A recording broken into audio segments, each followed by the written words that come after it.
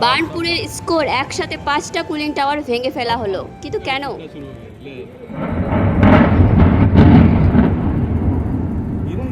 আজকে 6ই এপ্রিল, এই মুহূর্তে তোমরা সেই দৃশ্য দেখতে পেলে। জানা গেছে বর্তমানে বার্নপুর ইস্কোতে আধুনিকীকরণের কাজ চলছে এবং সেই কারণেই কিন্তু এই 5টি কুলিং টাওয়ার একসাথে ভেঙে ফেলা হলো এবং বার্নপুর ইস্কো কিন্তু আরও সম্প্রসারিত হবে।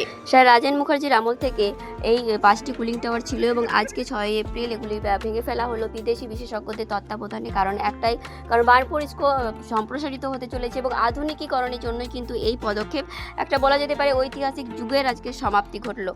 এই ঘটনার জন্য কিন্তু আজ অনেকেরই মন খারাপের দিন, কারণ এখানে অনেকেরই স্মৃতি জড়িয়ে আছে।